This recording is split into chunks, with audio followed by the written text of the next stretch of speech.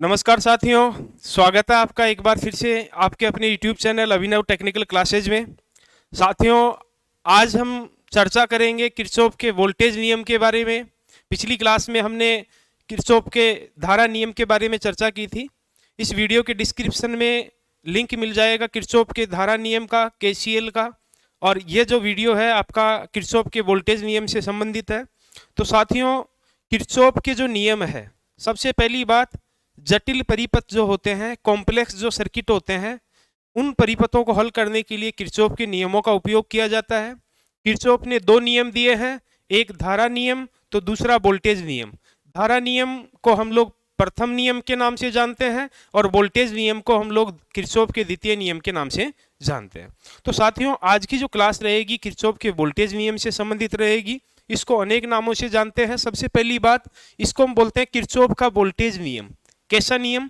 Kirchhoff का voltage नियम, या इसको हम लोग बोल सकते हैं किरचॉफ्स वोल्टेज लॉ, अर्थात Kirchhoff's voltage law, KVL, short में हम लोग KVL भी बोल देते हैं। या ये मैश पर लागू होता है, किसी लूप पर लागू होता है, मैश या लूप पर लागू होता है, इसके कारण इसको मैश लॉ या लूप लॉ के नाम से भी जानते हैं। हम लोग लूप बनाएंगे अभी, और लूप या मैश के ऊपर लागू होता है, इसके कारण इसको मैश लॉ या लूप लॉ के नाम से भी हम लोग जानते हैं। उसके बाद इसको किरचॉफ के द्वितीय नियम के नाम से भी जानते हैं। इस बात का विशेष तौर पे ध्यान रखना है, किरचॉफ का धारा नियम प्रथम नियम है और किरचॉफ का वोल्टेज नियम द्वितीय नियम है। अब किरचॉफ का वोल्टेज नियम का कथन क्या है, इसका स्टेटमेंट क्या है, वो हमें थोड़ा सा ध्यान रखना है। किरचॉफ के वोल्टेज नियम का कथन यह है कि किसी, जैसे एग्जाम्पल के तौर पे थोड़ी देर के लिए पहले समझ लेते हैं, उसके बाद इसका स्टेटमेंट मैं आपको लिख करके बता दूंगा। जैसे कि मान लीजिए कोई सर्किट है, ये कोई सर्किट है,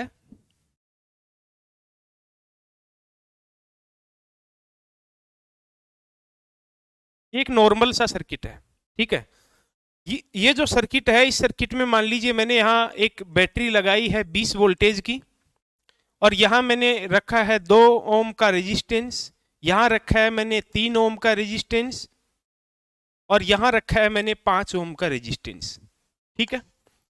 अब देखिए, ये एक लूप है, एक बंद परिपथ है, बंद पाथ है, ठीक है, क्लोज सर्किट है, एक प्रकार का लूप है। इस लूप की अगर हम लोग बात करें, इस परिपथ की हम लोग बात करें, तो इस परिपथ के अंदर देखिए ये 3 प्रतिरोधक जुड़े हैं, एक सप्लाई का स्रोत जुड़ा है। तीनों प्रतिरोधक श्रेणी में है, तो श्रेणी में 2 और 3, 5 और 5 कितना हो जाएगा? 10 ओम। तो टोटल रेजिस्टेंस हो गया यहाँ पे, टोटल रेजिस्टेंस बराबर हो गया 10 ओम, ठीक है। उसके बाद इस परिपथ की अगर करंट की गणना करें तो वोल्टेज कितना है? 20 है, टोटल रेजिस्टेंस कितना है? 10 है, और करंट आ गया 2 एम्पियर, ठीक है। आ गया होगा आपके समझ में, ठीक है। इस प्रकार करंट ज्ञात कर लोगे। नॉर्मल, बिल्कुल हलवा क्वेश्चन है, बिल्कुल नॉर्मल क्वेश्चन आपके लिए डाला है, ठीक है। ज्यादा चबाने की आवश्यकता नहीं है, और ये भी अगर किसी को नहीं आता है तो वो बजरंगबली की अगरबत्ती लगा करके पास होने की उम्मीद करें एग्जाम में। तो बात कर रहे हैं हम लोग, बिल्कुल नॉर्मल क्वेश्चन है। 2 ओम, 3 ओम और 5 ओम कितना हो गया? 2 और 3, 5 और 5 कितना हो गया? 10 ओम। तो करंट हमारी 2 एम्पियर आ गई, अर्थात इस सर्किट से 2 एम्पियर करंट प्रवाहित होगी। अब श्रेणी में सबकी करंट समान होती है, तो इसकी करंट भी 2 एम्पियर, इसकी भी 2 एम्पियर और इसकी भी 2 एम्पियर, अर्थात सबकी 2-2 एम्पियर होगी। इसकी 2 एम्पियर, इसकी भी 2 एम्पियर और इसकी भी 2 एम्पियर, अर्थात इनका वोल्टेज ड्रॉप अलग अलग हम लोग ज्ञात कर सकते हैं। देखिए, voltage drop V equal to होता है I इंटू आर, ओम के नियम में हमने पढ़ा है। तो 2 इंटू 2 किया तो कितना हो गया? 4 ओम हो गया। सॉरी, 2 इंटू 2 किया तो कितना आ गया? 4 वोल्टेज आ गया, ठीक है, 4 वोल्टेज। इसका 2 इंटू 3 किया तो 6 वोल्टेज, और इसका अगर हम देखें 2 इंटू 5 किया तो 10 वोल्टेज, ठीक है। तो 4 वोल्टेज, 6 वोल्टेज और 10 वोल्टेज। अगर ये जो परिपथ के जितने भी घटक हैं, ठीक है, परिपथ में लगे हुए कंपोनेंट है, जो पुर्जे हैं, 3 प्रतिरोधक है यहाँ पे, इनके वोल्टेज ड्रॉप का अगर योग किया जाएगा तो सप्लाई के वोल्टेज के बराबर आएगा। यही किरचॉफ का कौन सा नियम है? वोल्टेज नियम। यही वोल्टेज नियम का कथन है, किरचॉफ के वोल्टेज नियम का कथन है कि किसी परिपथ में दिए गए सप्लाई वोल्टेज का बीजगणितीय योग, अर्थात एक वोल्टेज का स्रोत है तो एक ही रहेगा 20 वोल्टेज, अगर दो होते तो 20 और 10 कितना हो जाता, 30 हो जाता। ठीक है, तो ये कथन ये कहता है कि किसी परिपथ में दिए गए सप्लाई वोल्टेज का बीजगणितीय योग परिपथ के अंदर लगे जितने भी घटक हैं उनके वोल्टेज ड्रॉप के योग के बराबर होता है। अर्थात सप्लाई दिया गया वोल्टेज इस परिपथ में कितना है, 20 वोल्टेज है। ठीक है, बराबर होगा किसके, इन सभी के वोल्टेज ड्रॉप के योग के। तो इसका इस 2 ओम के प्रतिरोधक का वोल्टेज ड्रॉप कितना, 4, 3 ओम के प्रतिरोधक का वोल्टेज ड्रॉप कितना, 6, और 5 ओम के प्रतिरोधक का वोल्टेज ड्रॉप कितना, 10। अर्थात 4 और 6 10 और 10 कितना हो गया, 20, अर्थात 20 बराबर 20। यही कथन किसका है, किरचॉफ के वोल्टेज नियम का। ठीक है, तो किरचॉफ का वोल्टेज नियम क्या कहता है, किसी बंद परिपथ में, किसी बंद परिपथ में, किसी बंद परिपथ में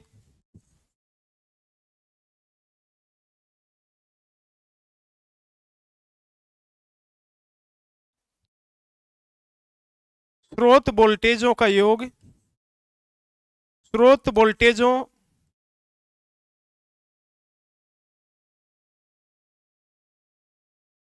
का बीजगणितीय योग, बीजगणितीय योग, बीजगणितीय योग, स्रोत वोल्टेजों का बीजगणितीय योग परिपथ के घटकों, परिपथ के घटकों, अब घटक क्या है, प्रतिरोधक हो सकते हैं, ठीक है, या इंडक्टर हो सकता है, या कैपेसिटर हो सकते हैं। तो योग परिपथ के घटकों के वोल्टेज ड्रॉप, घटकों के वोल्टेज ड्रॉप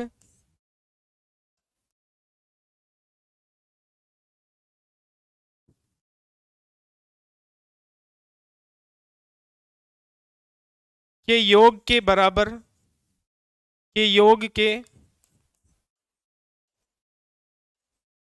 बराबर होता है, समान होता है या बराबर होता है, एक ही बात है। ठीक है, अर्थात ये एक एग्जाम्पल छोटा सा मैंने आपको समझाया था। ठीक है, 2 ओम का, 3 ओम का, 5 ओम के 3 प्रतिरोधक लगा करके, तो इनका अलग अलग वोल्टेज ड्रॉप हमने देखा, तो इसका 4 आया, इसका 6 आया, इसका 10 आया। तो 4, 6 और 10 सबके वोल्टेज ड्रॉपों को जोड़ा तो सप्लाई वोल्टेज के बराबर आया। और यही आपका किरचॉफ का कौन सा नियम कहता है, वोल्टेज वाला नियम कहता है। अर्थात इसका मतलब क्या है, ये पूरा सेंटेंस हमने कहा, हमने देखा, इसका मतलब है, अर्थात सिग्मा, देखिए बीजगणितीय योग को हम किससे दर्शाते हैं, सिग्मा, सिग्मा ई बराबर, अर्थात ईएमएफ का बीजगणितीय योग बराबर क्या होगा, देखिए वोल्टेज ड्रॉप जो होगा ना वो आई और आर दोनों के गुणनफल के बराबर वोल्टेज का ड्रॉप होता है। सिग्मा ई बराबर होता है सिग्मा आई इंटू आर, अर्थात वोल्टेज ड्रॉपों का बीजगणितीय योग बराबर होगा परिपथ के सप्लाई वोल्टेज के बीजगणितीय योग के, अर्थात सिग्मा ई बराबर सिग्मा आई इंटू आर होता है, एक ही बात है। या ये तो पहली परिभाषा, ये भी एग्जाम में आई हुई है। और दूसरे तरीके से इस प्रकार से भी पूछ लिया जाता है, दूसरी परिभाषा क्या है, देखिए बीजगणितीय योग, ये भी क्वेश्चन, ये जो मैं सेंटेंस बोल रहा हूं ये भी एग्जाम में आया हुआ है कि बीजगणितीय योग, बीजगणितीय योग का मतलब क्या है, बीजगणितीय योग क्या होता है, तो बीजगणितीय योग धारा की दिशा को दर्शाता है, अर्थात धारा की दिशा के आधार पर हम लोग बीजगणितीय योग करते हैं। अर्थात जो ड्रॉप हो रहा है उसको नेगेटिव में लेंगे और जो स्रोत का वोल्टेज है उसको हम लोग पॉजिटिव में लेंगे। अर्थात दूसरी परिभाषा हम लोग ये भी कह सकते हैं कि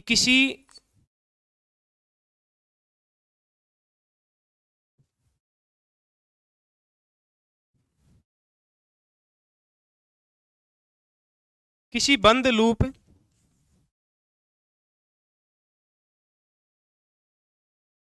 लूप के सभी वोल्टेजों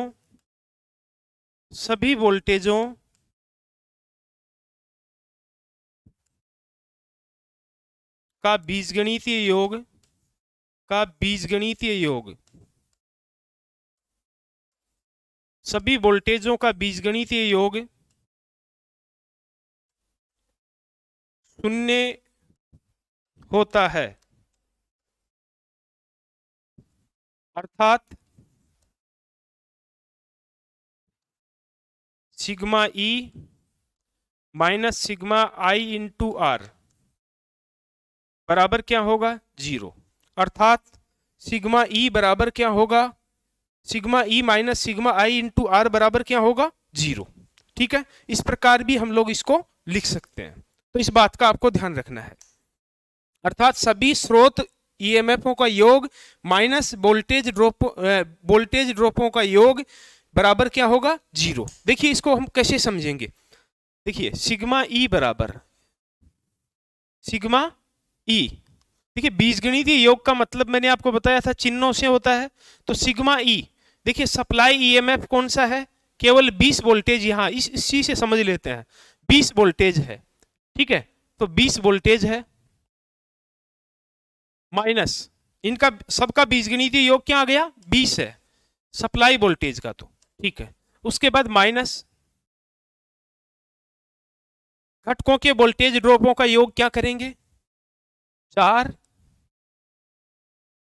प्लस 6 प्लस 10। तो देखिए सिग्मा ई बराबर क्या आ गया? 10 और 6 16 और 4 20। 20 किसका है? प्लस का था, और ये 20 भी किसका है? प्लस का, लेकिन ये बाहर किसका चिन्ह लगा हुआ है? माइनस का। अर्थात माइनस का चिन्ह है, ये दिखाता है कि ये सारे के सारे जो वोल्टेज है ना, ये ड्रॉप वोल्टेज है। अर्थात ड्रॉप वोल्टेज कितने? 20, और सप्लाई वोल्टेज कितना? 20। तो इसको तो प्लस में लेंगे, और ड्रॉप वोल्टेज 20 है उसको माइनस में लेंगे। 20 में से 20 गया तो क्या आ गया? 0। अर्थात sigma E minus sigma I into R बराबर 0, या हम लोग इसको ऐसे भी लिख सकते हैं, सिग्मा ई बराबर क्या होगा? 0। किसी लूप के सभी वोल्टेजों का बीजगणितीय योग क्या होता है? 0। इसको देखो अलग अलग तरीके से क्वेश्चन इसका पूछा हुआ है। किसी बंद परिपथ के सभी वोल्टेजों का बीजगणितीय योग क्या होगा? 0 होगा। किसी लूप के सभी वोल्टेजों का बीजगणितीय योग क्या होगा? 0 होगा। किसी लूप के सभी स्रोत वोल्टेजों का योग परिपथ के घटकों के वोल्टेज ड्रॉपों के योग के बराबर होता है। इस प्रकार से अलग अलग तरीके से एग्जाम में क्वेश्चन पूछा जाता है, बात वही है। तो दोनों परिभाषाओं का आपको ध्यान रखना है। ये तो हो गई इसकी परिभाषा। उसके बाद हम लोग बात करें तो ये किस पर आधारित है? तो देखिए किरचॉफ का जो वोल्टेज नियम है, ये ऊर्जा संरक्षण के सिद्धांत पर आधारित है। वो ऊर्जा संरक्षण के सिद्धांत पर आधारित कैसे है? क्योंकि देखिए जितनी ऊर्जा परिपथ को दी जा रही है, जितनी ऊर्जा परिपथ को दी जा रही है, उतनी ही ऊर्जा परिपथ खर्च कर रहा है। अर्थात न तो उससे कम ऊर्जा खर्च कर रहा है, न ही उससे ज्यादा ऊर्जा खर्च कर रहा है। अर्थात ऊर्जा का क्या हो रहा है? संरक्षण हो रहा है। अर्थात यह ऊर्जा संरक्षण के सिद्धांत पर कार्य करता है। अर्थात किरचॉफ का वोल्टेज नियम ऊर्जा संरक्षण के सिद्धांत पर आधारित है। किसके सिद्धांत पर? ऊर्जा संरक्षण के सिद्धांत पर। तो देखिए अगला पॉइंट आप लोग नोट कर लेना, इसको वापस मैं रिवाइज कर देता हूं। किरचॉफ का वोल्टेज नियम क्या कहता है? किसी बंद परिपथ में स्रोत वोल्टेजों का बीजगणितीय योग परिपथ के घटकों के वोल्टेज ड्रॉप के योग के बराबर होता है। अर्थात सिग्मा ई बराबर सिग्मा आई इंटू आर होता है। ये इसी को दूसरे शब्दों में हम कहें तो जितना दिया उतना ही क्या हुआ? ड्रॉप हुआ। अर्थात ड्रॉप हुए वोल्टेजों को और जितना वोल्टेज हमने दिया है उनका बीजगणितीय योग करेंगे तो ड्रॉप हुए वोल्टेजों को हम लोग नेगेटिव में लेंगे और जो वोल्टेज दिया है उसको पॉजिटिव में लेंगे। अर्थात दोनों बराबर है। तो जैसे मान लीजिए एग्जाम्पल के तौर पे 20 इस परिपथ की बात करें तो ड्रॉप हुआ वोल्टेज 20 है, दिया हुआ 20 है, तो दिया हुआ प्लस का और ड्रॉप हुआ माइनस का, तो सिग्मा ई बराबर क्या बच गया? 0 बच गया। सिग्मा ई बराबर क्या बच गया? सिग्मा ई बराबर क्या बचा? 0 बचा। इस प्रकार से हम कह सकते हैं कि किसी बंद लूप या किसी बंद परिपथ में सभी वोल्टेजों का बीजगणितीय योग क्या होगा? 0 के बराबर होगा। उसके बाद मैंने क्या कहा कि यह ऊर्जा संरक्षण के सिद्धांत पर आधारित है। अर्थात जितनी ऊर्जा दी जाती है उतनी ऊर्जा क्या होती है? ड्रॉप होती है, न तो कम और न ही ज्यादा। अर्थात ऊर्जा का संरक्षण हो रहा है, जितनी ऊर्जा दी है उतनी ही ड्रॉप हो रही है, अर्थात ऊर्जा संरक्षण के सिद्धांत पर आपका किरचॉफ का वोल्टेज नियम कार्य करता है। उसके बाद हम लोग बात करते हैं, इसको नोट कर लेना आप लोग, केवीएल यानी किरचॉफ का वोल्टेज लो, किरचॉफ्स वोल्टेज लो ऊर्जा संरक्षण के सिद्धांत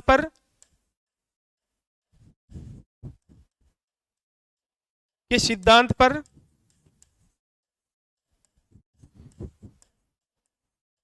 कार्य करता है। ठीक है, इस बात का आपको ध्यान रखना है। अब देखिए सबसे मेन और मुख्य बात, आपको किरचॉफ के वोल्टेज लॉ से संबंधित लूप को हल करेंगे आगे जाके हम लोग। तो लूप से संबंधित क्वेश्चनों को हल करने के लिए आपको एक ट्रिक बताता हूं। दो तरीकों से हम लोग लूप को सोल्व कर सकते हैं।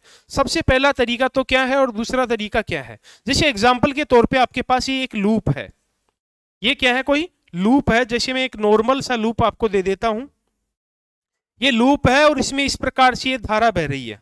ठीक है, ये R1 है और ये R2 है। ठीक है, और ये आपका EMF है, बैटरी का EMF है। ठीक है, ये प्लस है और ये क्या है, माइनस है। अब देखिए धारा यहां से बहती हुई यहां से प्रवेश करेगी वापस। ठीक है, अब देखिए अगर आप लोग जैसे ये नेगेटिव से हम लोग इधर चल रहे हैं, ये हमारा चलने का डायरेक्शन है, जिस दिशा में धारा चल रही है उसी दिशा में हम लोग चल रहे हैं। तो हमेशा जो EMF है ना, नेगेटिव से हम किस ओर जा रहे हैं, पॉजिटिव की ओर।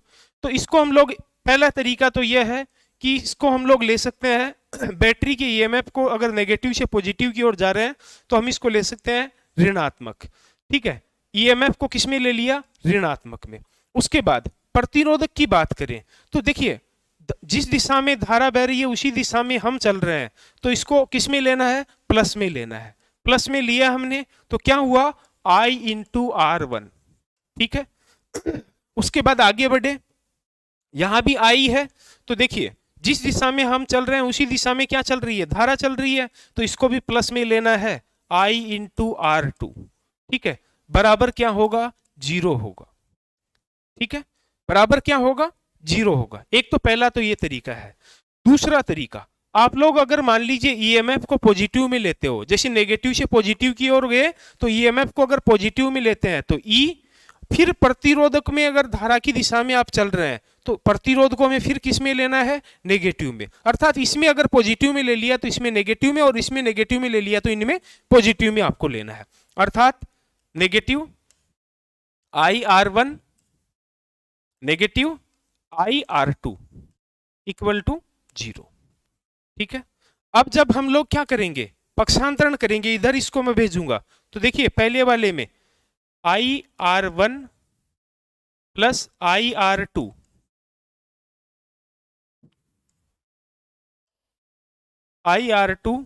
इक्वल टू माइनस का उधर से इधर आके किसका हो गया, प्लस का, E। ये आ गया पहला।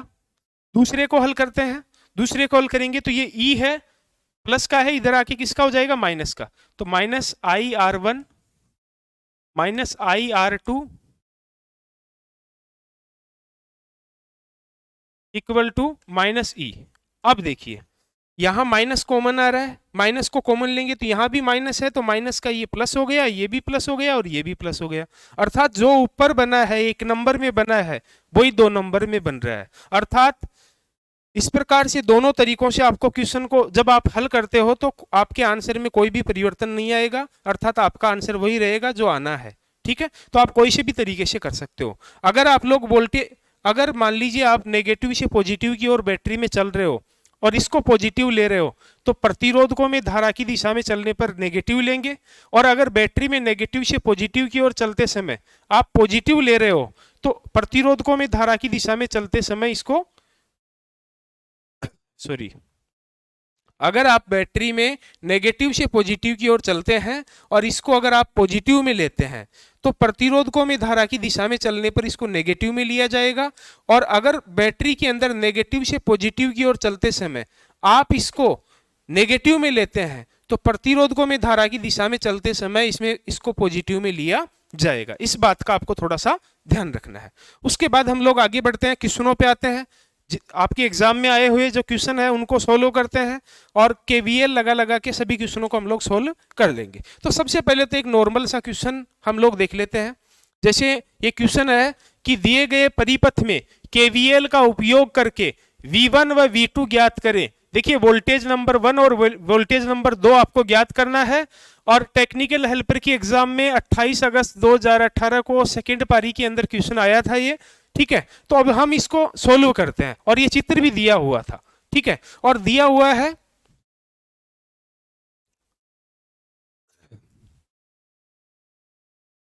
चित्र आपका दिया हुआ है यहाँ पे।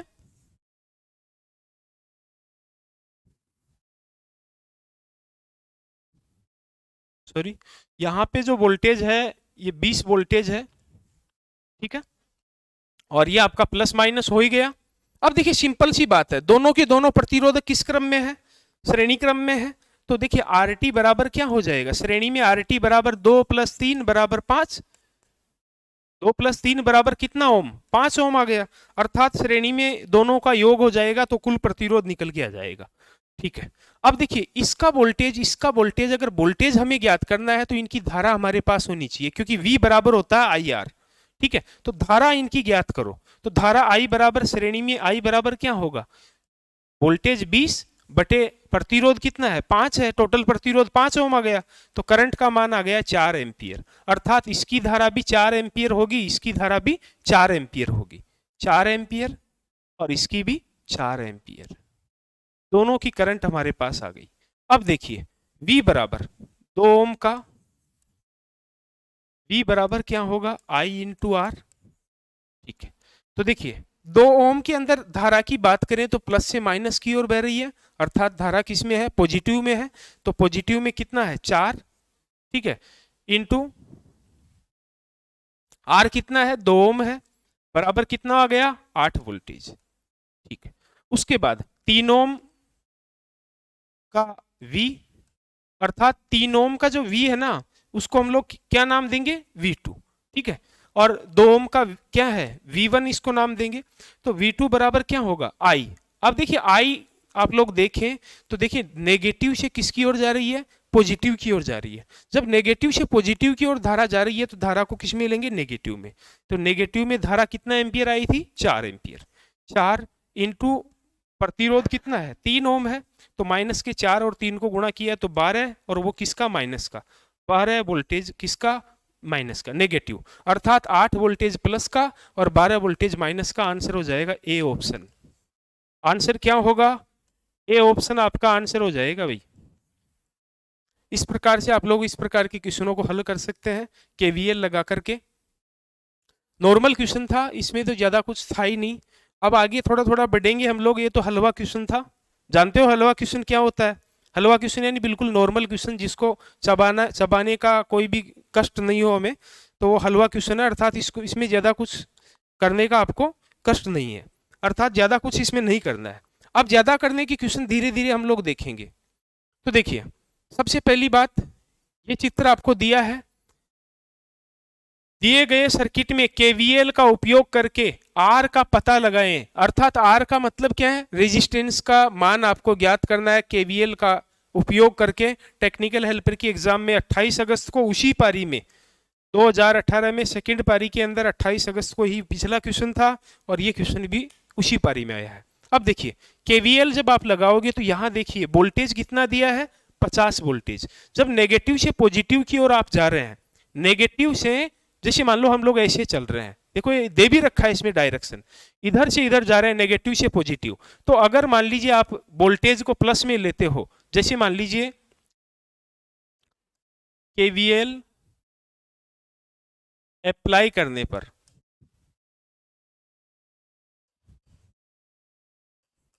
क्या अप्लाई करने पर? केवीएल। तो जब नेगेटिव से पॉजिटिव की ओर जा रहे हैं यानी वोल्टेज बढ़ रहा है, अर्थात इसको पॉजिटिव में जब वोल्टेज को आप ले रहे हैं तो देखिए 50 प्लस का है।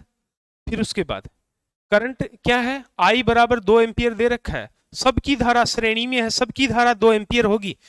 ठीक है, तो धारा की दिशा में ही हम चल रहे हैं। तो जब इसको प्लस में ले लिया तो सभी प्रतिरोधकों के वोल्टेज को किस में लेंगे? माइनस में, क्योंकि वोल्टेज का ड्रॉप करेंगे ना, तो माइनस 5 इंटू कितना करंट है, 2 एम्पियर, ठीक है। फिर माइनस 3 इंटू करंट कितना है, 2 एम्पियर। फिर माइनस 4 इंटू कितना करंट है, 2 एम्पियर। फिर माइनस, यहां ले लेता हूं मैं, फिर माइनस 7 इंटू करंट कितना है, 2 एम्पियर, ठीक है। फिर माइनस आर, और करंट कितना है, 2 एम्पियर, तो ये हो गया 2R, ठीक है। इस प्रकार से हम लोग लूप को का जो समीकरण है वो हम लोग लिख देते हैं। उसके बाद इसको हल करते हैं हम लोग। देखिए 50 इसके बराबर 0 होगा ना, 50 minus 10 minus 6 minus 8 minus 14 minus 2R बराबर 0, ठीक है। अब देखिए माइनस के 14 और माइनस के 8 कितना हो गया, 22, और माइनस के 6 कितना हो गया, 28, और माइनस का 10 और है, यानी माइनस के 38, यानी ये हो गया 50 माइनस के 38 और माइनस 2R बराबर 0, ठीक है।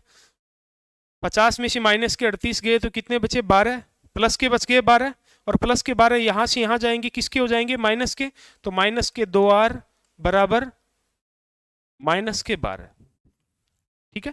क्योंकि यहाँ 50 प्लस का है, माइनस का 38 है, घटाया तो कितना बचा, प्लस का 12 बचेगा ना, और प्लस के 12 को जब यहाँ से पक्षांतरण करके यहाँ ले जाएंगे तो माइनस का 12 हो जाएगा, माइनस से माइनस कैंसिल हो गया, और 2 का भाग जब 12 में दिया तो R बराबर आ गया 12/2 बराबर 6 ओम। R का मान कितना आ गया, 6 ओम। तो आपका ऑप्शन देखेंगे ए ऑप्शन, तो ए ऑप्शन आपका राइट आंसर हो जाएगा। इस प्रकार से हम इस प्रकार के नॉर्मल जो क्वेश्चन है इनको कर सकते हैं। उसके बाद आगे बढ़ते हैं। दिए गए परिपथ आरेख में कौन सा समीकरण सही संबंध दर्शाता है। ये यूपी RVUNL TG2 2016 के अंदर आया हुआ है। देखिए समीकरण आपको बनाना है। सबसे पहले हम यहीं से समीकरण बना लेते हैं। मैंने क्या कहा था कि अगर आप नेगेटिव से पॉजिटिव की ओर बैटरी में जा रहे हैं और बैटरी के वोल्टेज को पॉजिटिव ले लेते हैं तो फिर बाकी प्रतिरोधकों के वोल्टेज को किस में लेंगे, नेगेटिव में। और बैटरी में अगर पॉजिटिव से नेगेटिव जाते समय बैटरी के वोल्टेज को नेगेटिव ले लेते हैं तो फिर बाकी सबके वोल्टेज को किस में लेंगे, पॉजिटिव में। ये उल्टा काम करना पड़ता है, ध्यान रखना। सप्लाई स्रोत का वोल्टेज पॉजिटिव ले लिया तो प्रतिरोधकों का वोल्टेज नेगेटिव लेंगे, सप्लाई स्रोत का नेगेटिव ले लिया तो इनका पॉजिटिव। इस प्रकार आपको थोड़ा सा ध्यान रखना है। अब देखिए समीकरण आपको बनाना है। जैसे मैं यहां नाम दे दूं, यहां लूप नाम दे देता हूं मैं, A B C D E F, इस प्रकार से ये देख लेते हैं। तो देखिए दो लूप बन रहे हैं, 1 नंबर लूप और 2 नंबर लूप। दो लूप बन रहे हैं ना, दोनों लूप बन रहे हैं, ठीक है। अब हमें नॉर्मल समीकरण बनाना है। जैसे ए लूप को हम लोग ले लेते हैं, 1 नंबर लूप को ले लेते हैं। Loop A B C D A, जहां से स्टार्ट होते हैं वहीं पे आके खत्म होता है लूप, अर्थात ABCDA में क्या लगाने पर, KVL अप्लाई करने पर, ठीक है। अब हम चले, देखिए यहां से चलते हैं, ए बिंदु से चलना स्टार्ट कर देते हैं।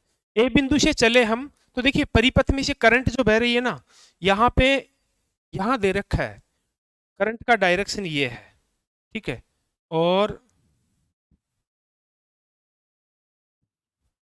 करंट का डायरेक्शन ये है, ठीक है। यहां क्या बह रहा है, I1 और I2, अर्थात यहां से करंट बहती हुई आई और यहां से करंट बहती हुई निकल गई, ठीक है। तो बात करें हम लोग तो यहां से क्या आई, I1, यहां से क्या आई, I2, और I1 और I2 यहां आकर के मिल गई और इस प्रतिरोधक से जब प्रवाहित होगी तो I1 प्लस क्या होगी, I2। ठीक है, इस बात का आपको थोड़ा सा ध्यान रखना है।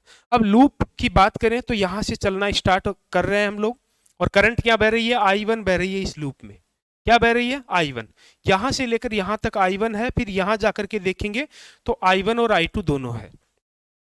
तो अप्लाई कर दिया, अप्लाई करने पर प्रतिरोधक जिस दिशा में हम चल रहे हैं उसी दिशा में धारा बह रही है। इस कारण प्रतिरोधक का जो वोल्टेज है उसको ड्रॉप लेंगे, -5। करंट कौन सी है, I1। वोल्टेज बराबर होता है I इंटू आर। आर कितना है, 5 है। करंट क्या है, I1 है, दोनों को गुणा किया तो वोल्टेज आ गया, और ड्रॉप हो रहा है इसलिए किस में लेंगे, नेगेटिव में। उसके बाद आगे बढ़े, यहां पहुंचे, जिस दिशा में हम चल रहे हैं उसी दिशा में करंट चल रही है, इस कारण इसको भी किस में लेंगे, नेगेटिव में लेंगे, नेगेटिव। और कितना है, 20 ओम का है, और करंट क्या है, I1 प्लस I2 है, I1 प्लस I2 है। फिर आगे बढ़े, यहां चले, यहां से वापस देखिए, आगे बढ़े, ऊपर चले, नेगेटिव से किसकी ओर जा रहा है, पॉजिटिव की ओर। तो जब इनको नेगेटिव में लिया है तो ये नेगेटिव से पॉजिटिव की ओर जाने पर किस में लेंगे, पॉजिटिव में। प्लस, प्लस क्या, कितना वोल्टेज है,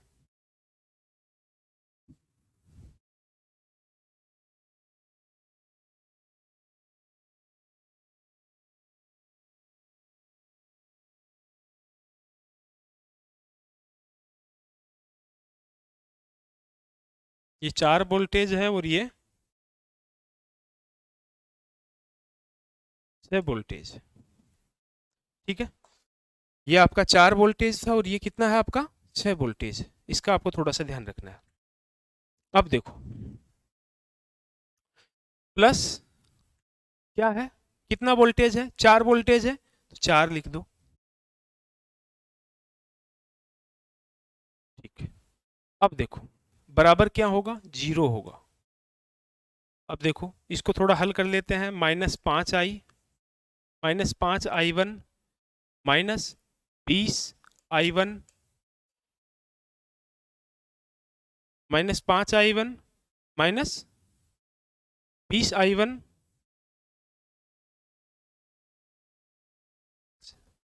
हाँ, -5I1 -20I1 प्लस 20I2 बराबर, देखिए प्लस का है उधर भेजेंगे, किसका हो जाएगा, -4। ठीक है, अब देखो -5I1 और -20I1 कितना हो गया, 25I1। अर्थात इसको हम लोग हल भी नहीं करें ना, देखिए ये यहीं पे आंसर आ गया इसका। इसको ज्यादा हल कर दिया हमने, तो वैसे इसको हम और आगे हल करेंगे, लेकिन यहीं पे आंसर आ गया। मैं थोड़ा सा आपको बता दूं, देखिए आंसर इसका यहीं पे आ गया। ये क्या है, माइनस का है, सारा चिन्ह माइनस का है, ये किसका है, प्लस का। तो देखिए -5I1 -20 into I1 plus I2 बराबर, देखिए प्लस का 4 है, उधर जाके किसका हो जाएगा, -4 हो गया।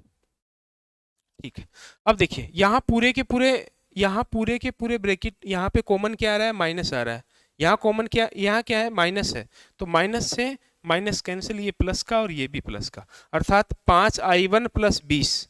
देखिए 5I1 प्लस 20 और फिर I1 I2 बराबर क्या, 4। अर्थात आपका ऑप्शन क्या हो गया, आंसर बी। ये नॉर्मल थोड़ा सा बस इक्वेशन आपको बनाना था, समीकरण आपको बनाना था, यहीं पे आपका आंसर आ गया। ठीक है, अब देखिए, अब हम बात करते हैं कि इसको और भी आगे हम लोग हल करते तो कैसे करते।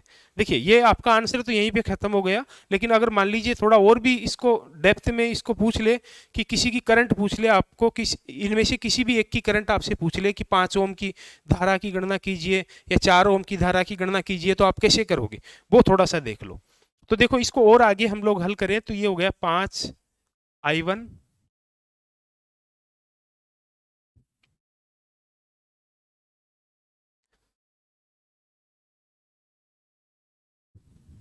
हाँ, देखिए 5I1 प्लस 20 को I1 से गुणा किया तो हो गया 20I1 और 20 को I2 से गुणा किया तो हो गया 20i2 बराबर 4। ठीक है, तो देखिए i1 5 और i1 20, कितना हो गया 25i1। 25i1 प्लस 20i2 बराबर क्या आ गया 4 आ गया। एक नंबर समीकरण आपका बन गया। ठीक है, उसके बाद दूसरे लूप की हम लोग सुध लेते हैं। दूसरा लूप कहाँ है, ये रहा। देखिए अगला लूप है loop D C E F D. देखिए D C E F D, ठीक है, में केवीएल अप्लाई करने पर, देखिए दूसरे लूप में भी केवीएल अप्लाई करें हम, तो यहां से हम लोग चलना स्टार्ट करें। जैसे डी पॉइंट से हम लोग चलना स्टार्ट करें, डी पॉइंट से, तो डी पॉइंट से चले, धारा इधर बह रही है। देखिए धारा की डायरेक्शन विपरीत है और हम इधर चल रहे हैं। ठीक है, या फिर धारा के विपरीत, धारा की दिशा में चलना चाहो तो धारा की दिशा में चल लो। धारा की दिशा में चलेंगे तो यहां से बात करें तो पॉजिटिव से किसकी ओर, नेगेटिव। ये नेगेटिव है, ये नेगेटिव है और ये क्या है, पॉजिटिव। नेगेटिव से पॉजिटिव की ओर जाएंगे तो वोल्टेज का राइज आएगा, अर्थात वोल्टेज बढ़ करके मिलेगा, अर्थात पॉजिटिव में मिलेगा, अर्थात कितना 6। ठीक है, 6 वोल्टेज हो गया। फिर आगे बढ़े, इस प्रतिरोधक की बात करें तो देखिए धारा की डायरेक्शन यही है, जिस डायरेक्शन में हम लोग चल रहे हैं तो वही डायरेक्शन है। तो इस लूप के अंदर जो करंट बह रही है वो है I2। तो हम क्या लिखेंगे, जिस दिशा में हम चल रहे हैं वही धारा की दिशा है, तो प्रतिरोधक में ऋणात्मक लेंगे और प्रतिरोधक का मान क्या है 4 है और करंट क्या है I2, दोनों को गुणा कर दिया तो ये वोल्टेज आ गया। फिर आगे बढ़े यहां पहुंचे तो यहाँ करंट है I1 प्लस I2 और प्रतिरोध कितना है 20 ओम। अब जिस दिशा में हम चल रहे हैं उसी दिशा में, जिस दिशा में हम चल रहे हैं उसी दिशा में धारा बह रही है, तो इसको भी ऋणात्मक लेंगे। ऋणात्मक 20 इंटू I1 प्लस I2। ठीक है, फिर यहाँ आप उसी बिंदु पे पहुंच गए जहां से हम लोग स्टार्ट हुए थे, बराबर क्या होगा 0 होगा। अब देखिए इसको थोड़ा हल कर ले हम लोग और भी, तो ये 6 तो यहां चला जाएगा, प्लस का है, यहां आके किसका हो जाएगा माइनस का, तो -4I2 -20I1 और प्लस -20I2 इक्वल टू -6। ठीक है, तो देखिए माइनस का 20I1, सॉरी माइनस का 4I2 और माइनस का 20I2 कितना हो गया, माइनस का 24I2। तो ये हो गया -24,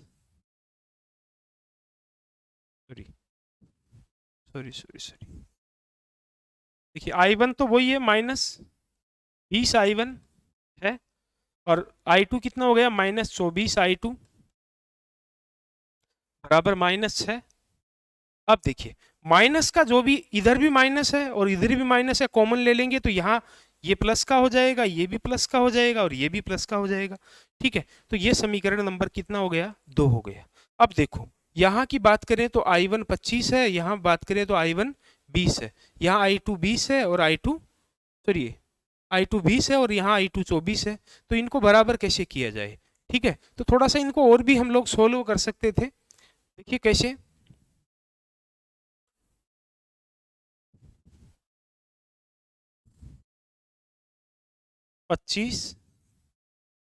I1 प्लस 20I2 बराबर क्या है 4 है ना। तो देखिए यहाँ कॉमन क्या आ रहा है, 5 कॉमन आ रहा है। कितना कॉमन आ रहा है 5, लेकिन फिर थोड़ा ज़्यादा बड़ा हो जाएगा और हम डायरेक्ट कर ही लेते हैं इसको। अब देखिए हम क्या करें कि 1 नंबर समीकरण और 2 नंबर समीकरण में कोई भी एक राशि क्या हो जाए, कॉमन हो जाए। देखिए 25 को हम लोग गुणा करें 4 से, ठीक है, और 20 को गुणा करें किससे 5 से, तो 100 हो जाएगा। तो देखिए समीकरण 1 को, समीकरण 1 को, 1 में 25 है, 1 को 4 से वह समीकरण 2 को 2 को 5 से गुणा करने पर देखिए क्या होगा। एक नंबर समीकरण ये रहा, इसको 4 से गुणा करो, 25 को 4 से गुणा किया तो 100 I1, फिर प्लस का चिन्ह, 20 को किससे गुणा करेंगे, वही 4 से गुणा करेंगे, 20 4 80 I2, ठीक है, बराबर 4 को भी किससे गुणा करेंगे, वही 4 से, 4 4 16। उसके बाद अगला समीकरण कौन सा है, 2 नंबर ये रहा, इसको किससे गुणा करना है, 5 से, तो 20 I1 को 5 से गुणा किया तो 100 I1 प्लस 5 से गुणा किया 24 को तो 120 I2 बराबर क्या है, 6 है, 6 को 5 से गुणा किया तो 30।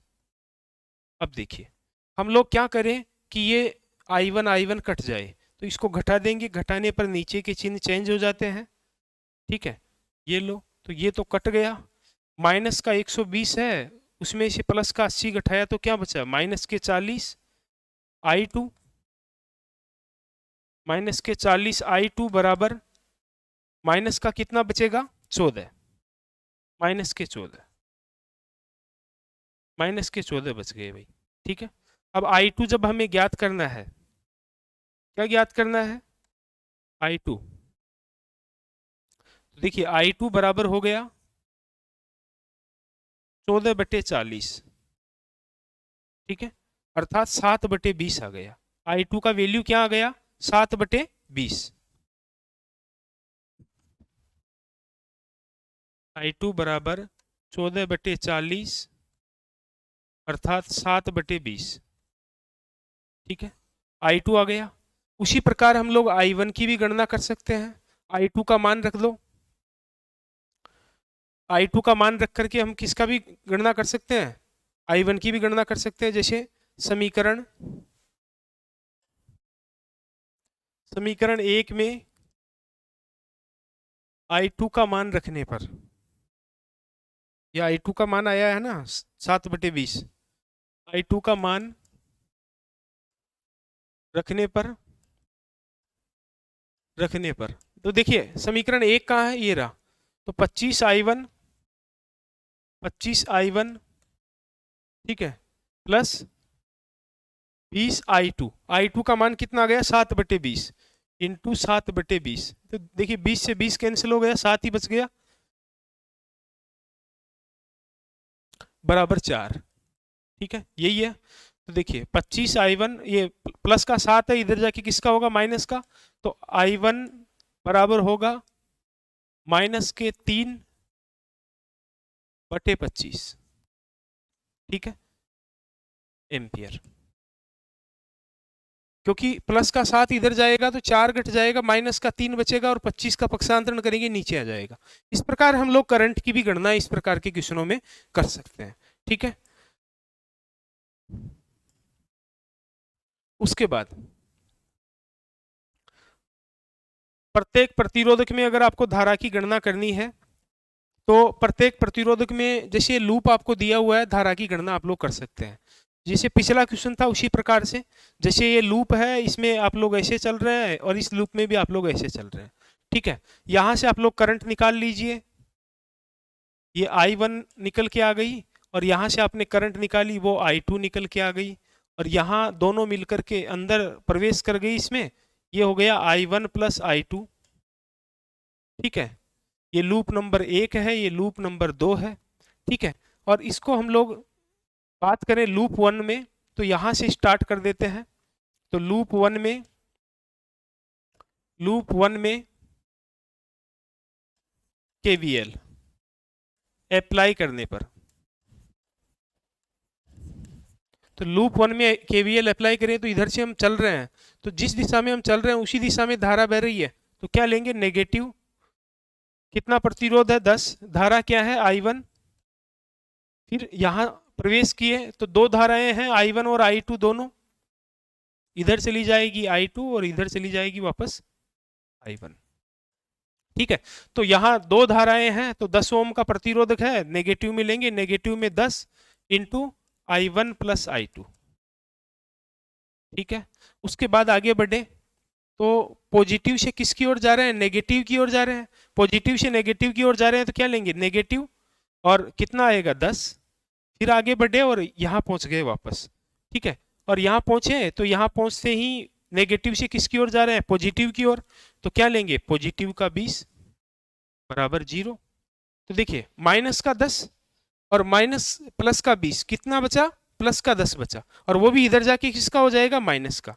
तो देखिए माइनस के 10 I1 और माइनस का 10 I1 को माइनस 10 से गुणा किया तो माइनस का 10 I1 और माइनस का 10 I2 बराबर, यहां देखिए माइनस का 10 और प्लस का 20 है, प्लस का 10 बचेगा, बराबर का चिन्ह है और फिर 0 है, तो इसका पक्षांतरण करेंगे, बराबर के चिन्ह के इस ओर ले जाएंगे तो माइनस का 10 हो जाएगा। ठीक है, देखिए सबके माइनस के चिन्ह इधर भी और इसका भी माइनस का है, इस माइनस के चिन्ह को हटा करके इधर प्लस कर देंगे तो यहाँ भी प्लस हो जाएगा, और यहाँ माइनस माइनस कितना हो गया, सॉरी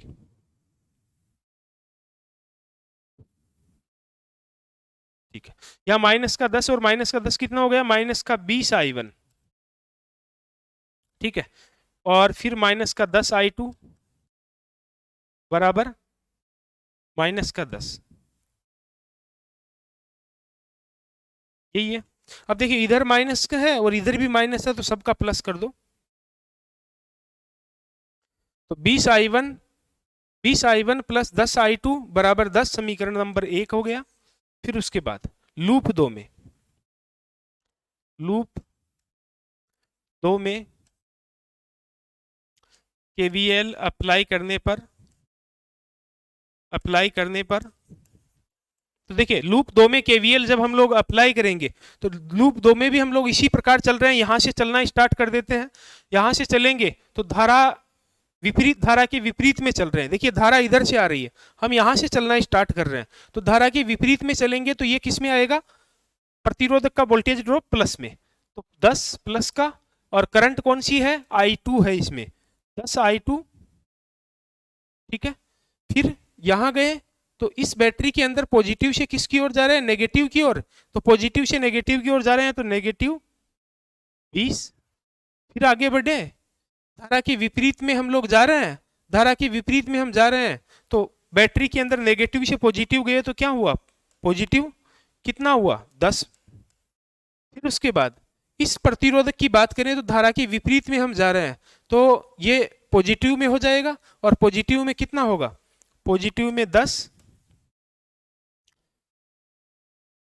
I1 प्लस I2 बराबर क्या होगा, 0। अब देखिए इसको गुणा किया तो 10 I1 और 10 को I2 से गुणा किया तो 10 I2, और 10 I2 पहले है, प्लस कितना हो गया 20 I2, और देखिए माइनस का 20 और प्लस का 10 है, माइनस का 10 बचा, लेकिन उधर भेजेंगे तो किसका हो जाएगा, प्लस का 10। ठीक है, ये समीकरण नंबर 2 आपका बन गया। तो अब देखिए आप लोग समीकरण नंबर 2 को किससे गुणा करना है, 2 से, तो समीकरण 2 को 2 से गुणा करने पर, 2 से क्या करना है, गुणा करना है, 2 से गुणा करने पर, समीकरण 2 को 2 से गुणा कर रहे हैं, तो समीकरण 2 को जब 2 से हम लोग गुणा करेंगे तो देखिए 1 नंबर समीकरण तो क्या है 20, 1 नंबर समीकरण तो है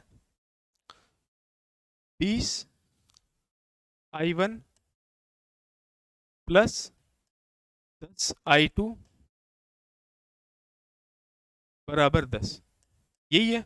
और 2 नंबर समीकरण है उसको 2 से गुणा करेंगे तो 10 I2 का कितना हो जाएगा, सॉरी 10 I1 का क्या हो जाएगा, 20 I1, फिर प्लस 20 I2 को 2 से गुणा करेंगे तो 40 I2 बराबर 10 को 2 से गुणा करेंगे तो कितना होगा 20। अब देखिए क्या करेंगे, घटाएंगे, नीचे का चिन्ह चेंज, नीचे का चिन्ह चेंज, नीचे का चिन्ह चेंज, ये तो कट गया, माइनस के 40 में से प्लस का 10 गया तो माइनस का क्या बचा 30 I2, बराबर माइनस के 20 में से प्लस का 10 गया तो माइनस के 10। ठीक है, तो I2 बराबर क्या आ गया, I2 बराबर 10/30।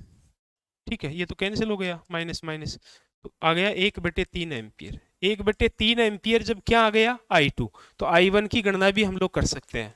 देखिए I1 की गणना कैसे करेंगे, समीकरण एक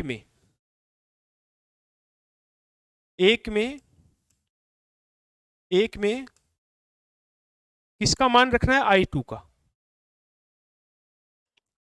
I2 का मान रखने पर, तो समीकरण एक में I2 का मान रख दो, 20 I1 तो है ही, प्लस 10 I2 का मान क्या आ गया 1/3 इंटू 1/3, और फिर क्या है बराबर 10 है।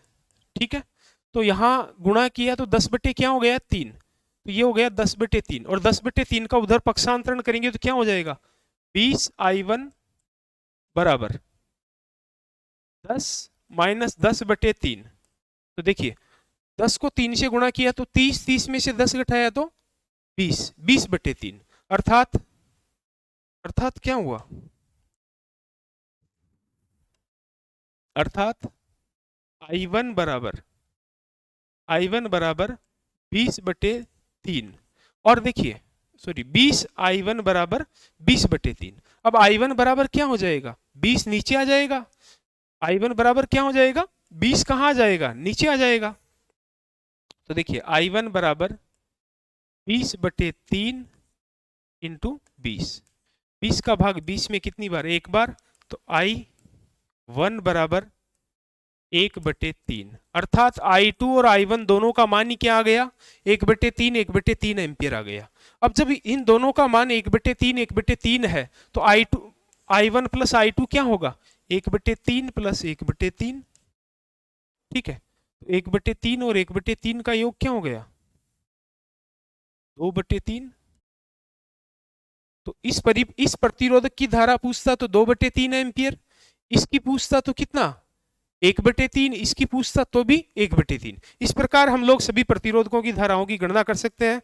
आशा करता हूं वीडियो आपको अच्छा लगा हो, तो आप इसको लाइक शेयर अवश्य करें, साथ ही हमारे चैनल को सब्सक्राइब करके बेल आइकन को दबा दें, जिससे आगे आने वाली वीडियो का नोटिफिकेशन आपको प्राप्त हो सके।